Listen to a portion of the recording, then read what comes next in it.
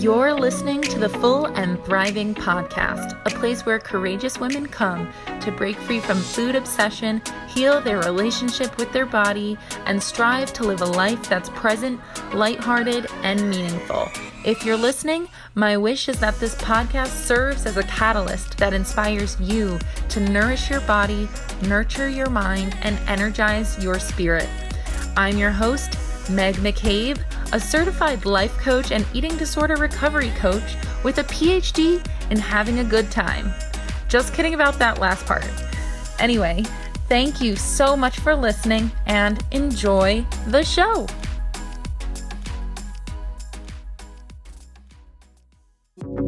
Hello, lovely friends.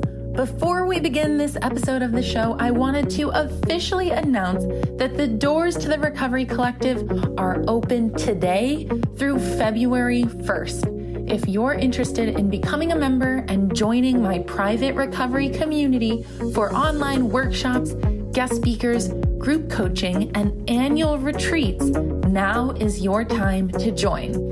This offer won't happen again until the summer. So please head on over to recoverycollective.mykajabi.com or use the link in the show notes to become a member today. Who knows, maybe your future best friend is waiting for you inside.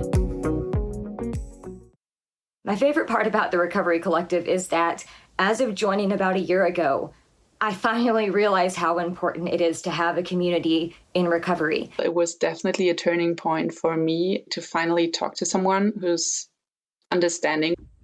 The people in the Recovery Collective are some of the most lovely, supportive people I've ever met. If you're thinking about joining the Recovery Collective, I have 2 words to say to you. Do it. Literally just give it a chance. I think you will be surprised in the most wonderful way. Make the jump and join. It's honestly one of the best things I ever did, and I've made some of my best friends from around the world. It's a safe place for me. I know I can say anything and never get judged for it. And I feel that we all truly care about each other. Well, there you have it. Our members have spoken. And I might be a little biased, but I think our community is pretty great too. Hello, everybody. I hope you're having a beautiful day. Do you struggle with exercise and movement in eating disorder recovery? Do you ever wonder what a healthy relationship with movement and exercise actually looks like? Do you ever wonder what your relationship with exercise and movement could look like when you're finally recovered? Well, in today's episode, I sit down and chat with the one and only Anne-Claire Jedrzejczak, who is my co-founder inside the Recovery Collective, and she is a fully recovered CCI eating disorder recovery coach just like me. You've probably heard her on this show several times in the past. Anyway, a little heads up. If you love this episode, the original episode was recorded for our YouTube channel, The Meg and Anne-Claire Show. So if you enjoy this style episode, please take a moment to head on over to our channel on YouTube and support us by subscribing. You'll get weekly recovery videos with the both of us over there, and I promise you'll also love those. So with that, I hope you enjoy this conversation all about exercise and movement before, during, and after our eating disorders with the lovely Anne-Claire. Okay. Woohoo! Hi, Anne-Claire. Hi, Meg. What's up? Happy New Year. Happy New Year to you as well. Happy New Year to our viewers. I know. Happy New Year to everyone watching 2024. We are hoping that it is a amazing year for all of you. Healing, gentle, restful, all of that. Anything that you wish, we hold that hope for you too. Yes, we are so excited for 2024. And today we are opening with an exciting conversation about exercise. I know this is a big part about many folks' eating disorders is the complicated relationship with exercise so many of us with eating disorders end up having, right? And so Anne Claire and I both have lived experience with eating disorders, and we had our unique relationships with exercise back then. And now we have relationships with exercise now. And today we wanted to share a little bit with you on how those have evolved. So, it's a pretty timely conversation considering it's January. And I feel like movement is one of those themes, when people set like resolutions and goals for the year and whatever. So in case you've been like bombarded with conversations or opinions on movement goals and exercise, hopefully the conversation will help you sort of anchor in other options, let's say. Yes. So how was your relationship with movement back then? Like what? Of course, we're not going to go into detail. So please don't be worried if you're viewing us. We're not going to like go into triggering descriptions, but I'm wondering how you would qualify sort of like your relationship with movement back then, Meg. So I was a high school athlete. I was on the varsity swim team for 4 years. My relationship to exercise, like from the bird's eye view, was high school athlete, right? My unique relationship and the disordered side of things was that I was just not nourishing enough for the amount of exercise I was doing. So I would show up to practice pretty depleted and just power through practice or whatever, undernourished. And my goal for that movement was not to be the fastest swimmer or the strongest swimmer. It was to just lose weight. So the motivation was totally messed up. I did not put in effort that a real competitive athlete would put in. So like a person who takes their sport seriously is going to be properly fueling and also adding in some strength exercise to increase their speed. I was only focused on cardio, and I was never doing any extra time lifting weights as my coach suggested, because I could care less about the results of the swim meets. Even though I did pretty well, I did not care about that. I was just doing it so I could stay thin. That was my whole thing. I'm sure so many people can relate to that. I am a very naturally athletic person. Like this is something I've always been, like since I was a kid. And I look back at that time with a lot of like missed opportunity, because I was like, if I put a little effort into nourishing myself and actually doing strength training, I would have crushed it. I probably could have gotten a scholarship in college. Like You would have been the new like Michael Phelps feminine version. Yes, I'm almost 6 feet tall. My wingspan is 3 inches longer than my height. You know how Michael Phelps's wingspan is 3 inches longer than his height? You'd also be really good at climbing, by the way. Probably. But I had all this missed opportunity because all I cared about was how thin the sport was making me. And now I'm just kind of bummed out because I could have just achieved some really cool things as a swimmer. So that was my thing. Yeah, I can imagine that it was also not like fun. I'm making a hypothesis here and potentially projecting my own experience on yours, but it doesn't sound like something that, brings joy and a feeling of like, proper accomplishment and all of that you might be able to experience now or in other ways. Yeah. So I was able to maintain friendships on the swim team, which I'm really happy about. But like a lot of my memories related to those social events were these things called pasta parties. I don't know if you guys had those, but basically it's like, I like the concept. I'm buying into that. The concept is amazing. Essentially, you just before the big swim meets, you all get together with your team and you have like a potluck pasta dinner and tons of dessert. And so I just have a lot of memories around like having a nice time at these parties, but also it's all clouded by feeling guilty around what I had or compensating for what I had or restricting in some way and trying to look normal around everyone else. And it was just always like I had a very chaotic eating disorder. So I didn't have a plan going into those things. It was just like clunky mental load to take on and a stressful mental load. So yeah, it was designed to be fun. And I look back fondly on the swim team, but when I look closer at the memories, I remember that was a huge part of it. So that was my experience. Anne Claire, what was your experience like? I feel like there were like chapters or like different books or whatever. So when we were pretty young, my parents signed us up to quite a few different like sports practices. I like to sort of like jokingly say that my parents' strategy was like, let's get the kids as tired as possible so that they just go to bed when they're back home after. But so we were pretty active kids from the get-go. And I remember like the first moment where my relationship with movement shifted was when my body started changing, and my body started like changing pretty early on. I mean, if anyone knows me in real life, I'm pretty short.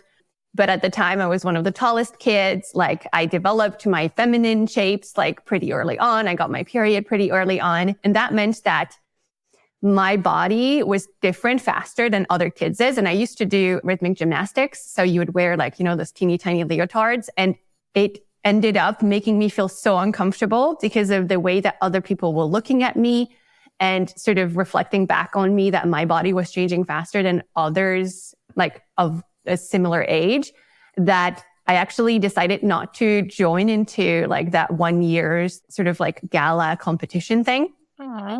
And instead of having like a super comprehensive, like understanding, rather like coach, I got yelled at from the other side of the room for saying that I was not going to attend. And so I was heartbroken really, because these were my people. Like I had been doing that for years. Like I started when I was like 6. And by that time I was like 13. And it was really like my group, like my group of like female friends. And I just felt like I didn't belong anymore. So I literally just stopped going after that season ended. I never went back. And that sort of started the rupture with movement, because I had this other practice and then I hurt myself. And so I couldn't go. And then that's when, when I was a teen, that's when my relationship with movement shifted to being like, I need to move in a certain way for a certain amount of time. And I would check like, how many calories do you spend when you do this kind of a move? And so how many times do I need to go up and down the stairs? How many times do I have to do like crunches or whatever? And it started like, that was really, really not so great. And also the hard, like I really went for it. And so obviously you're not supposed to like try to move a lot and not feel that movement. Like that doesn't work. So that kind of shifted then. I don't know how to explain this, but when I look back now at my like sort of personal history, there's like that sort of was a breaking point. And then it feels like it sort of stayed and I bumbled, around for a good few years. And when I was a young adult, and basically I feel like my soul fractured even more. And I went back even more like to dieting, restricting. Movement just like hit me like a truck. I had a very disordered relationship with the gym, basically. Because that's the thing. Like, I feel like my experience when I was like much younger just made me feel like I can never be in a group. Like I can't be with other people because someone's going to tell me off. Someone's going to look at me in a certain way. Like I feel like I was just so scarred from it that I was just like, I'll just do fitness. And I remember being that sad human that showed up when the fitness would open, when there's no one else in the fitness area. That's a sign to an extent. I'm sure there are people who can do that in a very like healthy kind of way, but I was not in a healthy state. I was like not fueling that movement at all. I was focused on one thing, and that was how many calories is the machine telling me that I spend. That was the only thing I was focused on. That's it. And no other important thing. I say pretend strength trained. I was trying to do some other moves, but one, like if you're not fueling, your body goes like me, like quite fast. And also, surprise, surprise, I didn't get that much stronger, which like if you're not fueling your body, how is your body supposed to be like, yes, let's have more muscles and power? Like that doesn't happen. So I feel like I had these like two sort of like big fractures, like seasons of my disordered patterns and then full-blown eating disorder. And I don't want to go again, like in too much details in terms of like what and how much and whatever, but it was not good. It was really not good. Oh, and then, sorry, I'm just like continuing. But then I remember that when my therapist challenged me on the gym thing, then I replaced that with walking. And I was like, I'd stopped going to the gym. Oh, classic. And then she was like okay, that's good. Mom. And then at some point she was like, wait. Can you rewind? Like, what did you do this morning? And I was like, well, I went walking.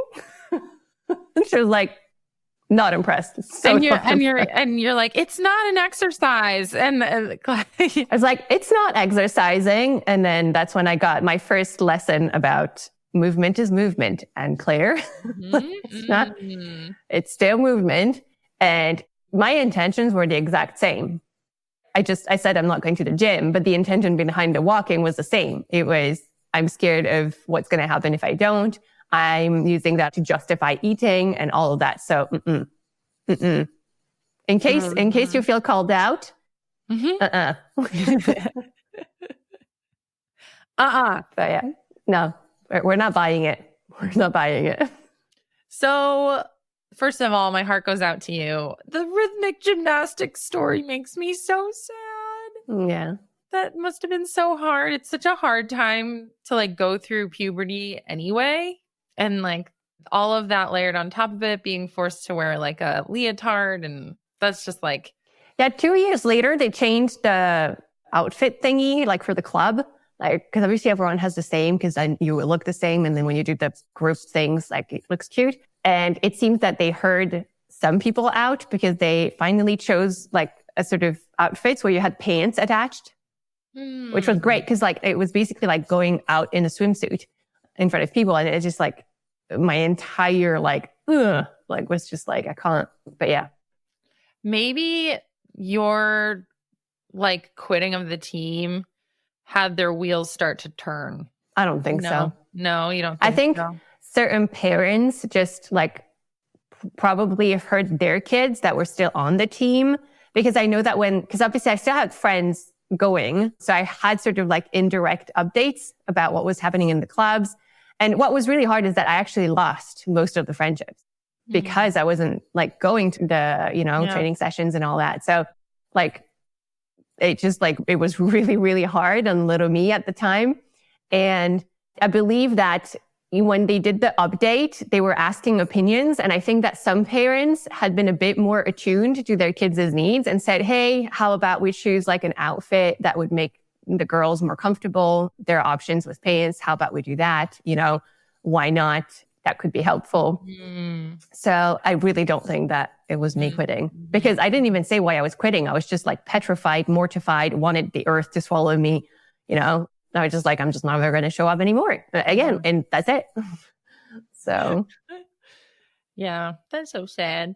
But I'm glad they changed it eventually. But I wish that wasn't like. But, it's reflective. Yeah. And it's reflective of the mindset of the sports coaches. Yeah. Yeah. Good point. So we should share how things have transformed as well. Yes. So, Meg, tell us exactly how you move. Just kidding. I'm waiting for you to ask me. So now my relationship with exercise is, I get like a really cool feeling from it. So one thing I love, and I always feel vulnerable sharing what I love because I'm always afraid someone's going to misinterpret it and think, oh, if someone recovered can do this, that means I'm allowed to do this in eating disorder recovery. So if you're going, I am watching you people, do not distort what we're about to share. So one thing I love is Cycle Bar in my town. It's like 5 minutes away. And it's like a 45-minute cycling class where they lower the lights. And it's like these red club lights that are like, and then they blast music. You feel like you're at the club. They have playlists. Like yesterday, they had a theme. It was Akon, T-Pain, and Nelly.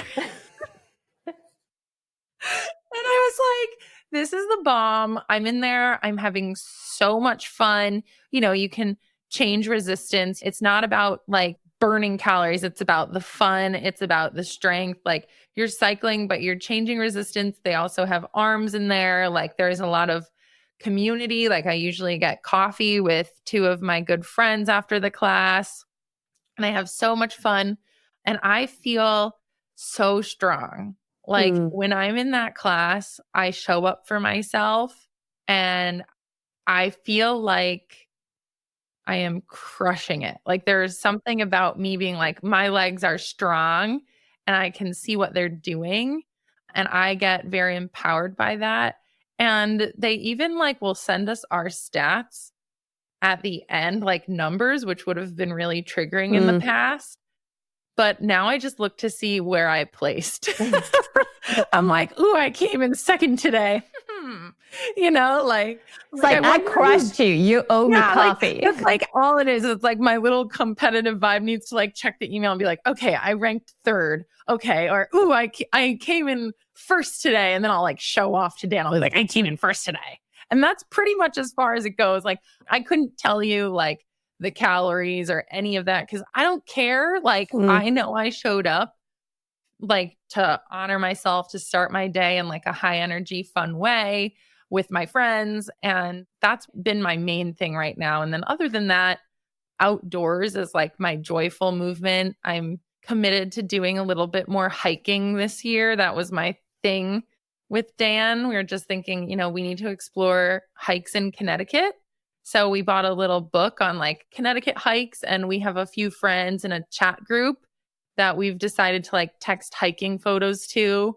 That sounds so fun. Yeah. So we're committed to doing 30 hikes this year, which is like, they're like a mile and a half. Like it's not a ton, right? It's like maybe once every few weekends coming in. And our friends together, we're going to just commit to texting each other, like if people are free, asking if they want to come, and then sending photos of the hike to the people who couldn't make it. So that's the goal. I mean, the numbers, we're not even going to be super strict with that. It's just like an intention kind of a thing. Yeah. Which I'm so excited about because I love the outdoors. And since I moved from Denver, I've been missing it. Like I haven't been doing much outdoorsy stuff. So we're like, let's take advantage of the nature right here and bring our dogs and our babies. Like everyone has like a toddler. Like these are very low key hikes. I love so many things that you just said and I love your introduction as well, because it is so true, right? Like we are recovered from our eating disorder, which includes like a very neutral relationship with movement and a very relaxed relationship with movement. And so, you know, what we have the quote unquote luxury and freedom to choose right now, we can because we challenged by not doing for a certain amount of time. It's the same with the goal, right? Like not only are you like, I love how you mentioned it, like, oh, we have this goal, but also we'll see, you know, because sometimes having a goal is the thing that helps you move forward. Same thing in recovery, by the way. I mean, we set goals weekly with our clients because having sort of something that is quite like specific enough can help you sort of, you know, get into gear and remind you of something that you chose because you knew it was in alignment with how you want to feel and how you want to be and stuff. And that's really what it sounds like, right? It's like, oh, I miss the outdoors, you know? And that's also something that you surely had to work on, right? Like make sure that when you set goals or maybe even not set goals for a very long time, right? In order to come back to that in a way that was very free and very flexible and very relaxed. So yeah, I don't know. There's so much that you said that I loved really. Thank you. Yeah, I'm really excited about this little hiking goal that my friends have. And it's really about that the social piece as well. Like I have these friends who we all care about getting outside. It's been something we all love and we all love each other. So like, I love that after we went on a little stroll, I mean, we went on like a very gentle stroll around a pond with 2 toddlers and my dog who is not really leash trained. So he acts like a toddler. He sniffs everything. Like, this is joyful movement. There is nothing competitive about this.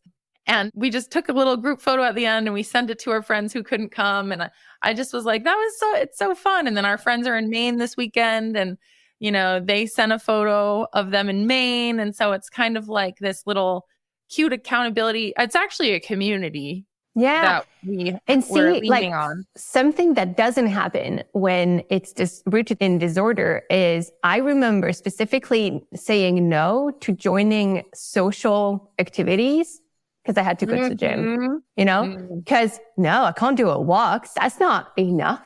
Right. And sort of like choosing something else instead. Right. So there's like this intention, and this prioritization reflects your values, your actual true values. Like, yeah, I want to be with these people. That makes me happy. And I like to be outside. That also makes me happy.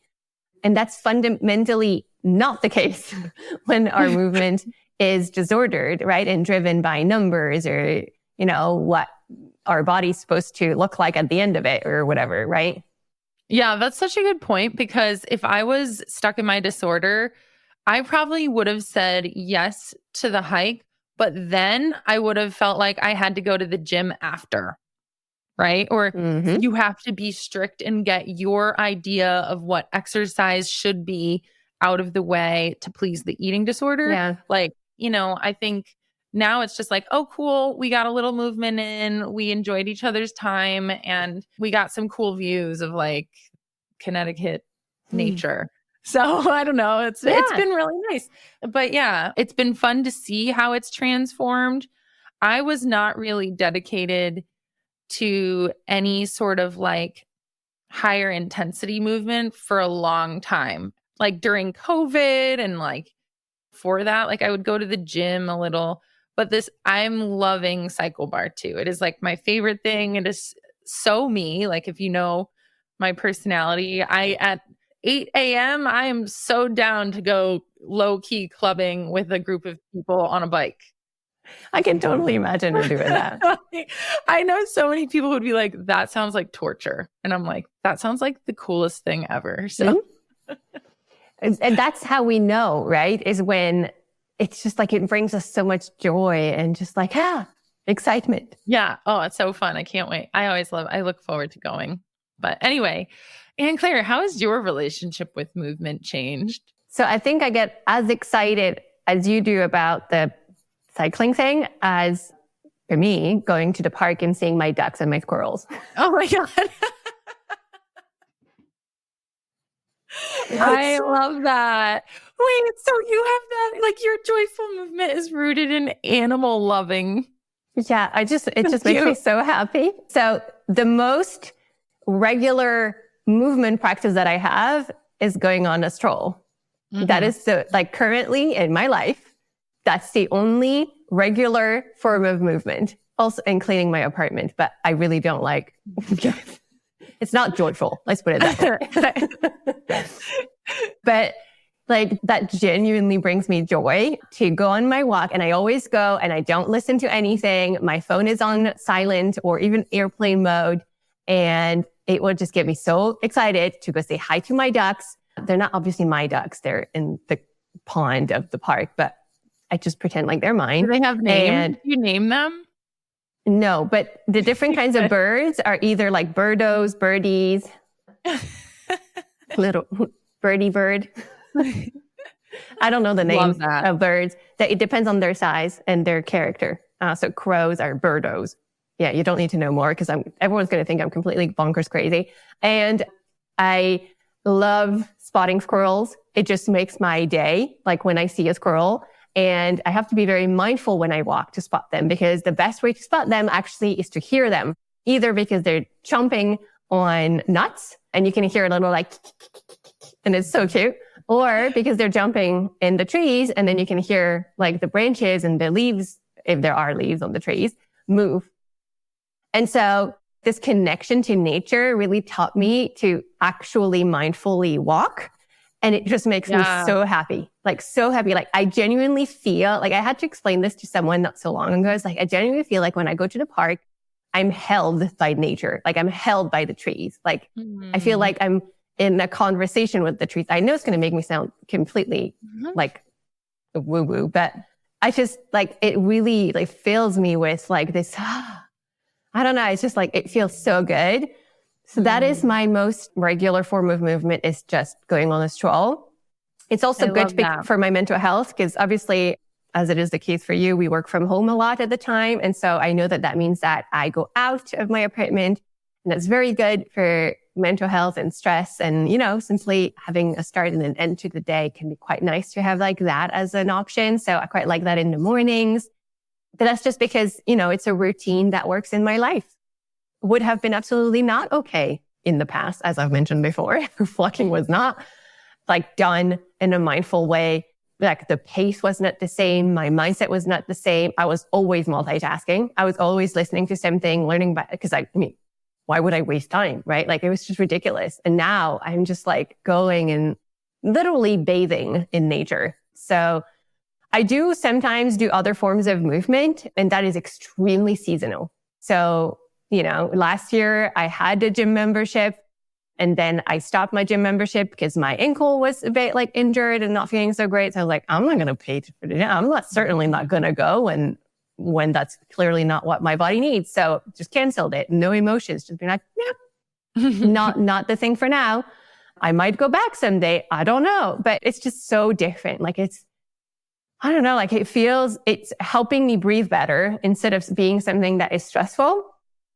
So yeah, that's what movement is rooted in. And if I'm being fully honest, the hardest is when your body quits on you, or like when you're hurt, or when something isn't accessible anymore, because that always brings up feelings about bodies, because it is like hard. And so if anyone's like, yeah, I don't even have the luxury of doing that because my body doesn't allow me to do that, like I really want it to be like abundantly clear that that makes it extra hard. Like we're lucky to be able to do so much movement and stuff. Because the few times that life threw me a curveball, I found myself be like quite annoyed, but not at all linked to food, right? It was rather being like, oh, this is uncomfortable, like being in pain more, or like being challenged in terms of having a practice that is good for your mental health and not being able to do it, and realizing, I have to be flexible. I have to find something else. And thank God I have a yoga and like meditation and journaling. But yeah, like I just wanted to say that because I know that that can really add an extra layer for some, and it definitely makes it more complex. But, you know, like if I had to sort of like summarize and wrap it up, I would say that fundamentally what changed is the rigidity is non-existent, and now it's very much flexible. Yes.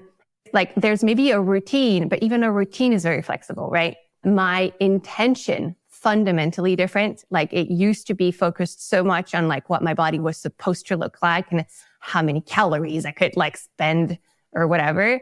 And now it's just like, how do I want to feel? Does this work for me in my day? Does that fit my schedule? How much time do I have? Right? It's very like, it's so different. And those are sort of like the two pieces where I can really see the biggest impact. And that is why, especially with the intention piece, it's so like not linked anymore to anything sort of food related or even my value as a human.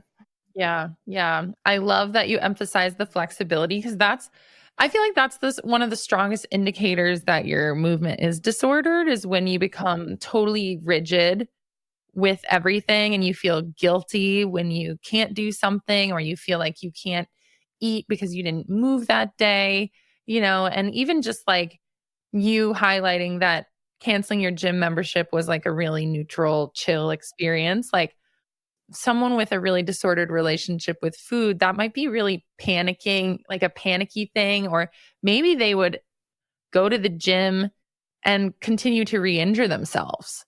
Oh, I did that. Yeah, exactly. Like I've seen it. So I think I love what you shared, because it also shows like your values. And I think that's the coolest thing about this conversation, is like how things have transformed are also kind of amplifying our values, or our values are amplified in our choices. Like your connection to nature and mindfulness is really important. And also I know slowing down for you, because you have such a busy work schedule, is important. And like taking a mindful walk is something I know that is aligned with both of those things. So it's just such a beautiful, fun conversation for us to explore. Yeah, I loved it. And I love it that we're not going to lie. Someone just asked us that question and we totally decided it was going to be a topic. So we really appreciate that question because I really like this conversation. I enjoyed it a lot. And hopefully our viewers have picked up on a few either red flags or pointers when it comes to where you might be and what you might, in case, hopefully it's helpful to see what it could be in the future for you as well. It's really possible, right? Like shifting our relationship with movement is really possible. We know movement can be healthy for our body and our mind. Can be. Insisting on can. So yeah, I just wanted to send a big hug to Meg. I love that. And because we're wrapping this up and because of the time of year it is, I did want to also share that we are opening the doors to the Recovery Collective. So please head on over to our website, which is linked on the show notes here, and it's on our YouTube page. Please go check that out. You will get access to Anne-Claire and I live several occasions throughout every single month. So we'd love to meet you in person. We love seeing different YouTube followers join. And it's just really exciting to help support other people's recoveries in that way. So we're hoping to see you there. You guys have until February 1st to make your decision about joining. So keep that in mind. All right. Thank you, Anne-Claire. Thank you. Love you. Bye, everyone. Thanks for watching. Bye. All right. That concludes this week's episode of the Full and Thriving podcast. Thank you so much for taking the time to listen to this episode of the show. When you have a moment, please head on over to Instagram and follow my recovery coaching account at Meg_McCabe to stay up to date on everything I'm doing in recovery land. And if you're feeling extra inspired, please send me a direct message to let me know how this podcast has impacted your life. I'd love to hear your feedback. Thanks again for listening, and I'll see you next week.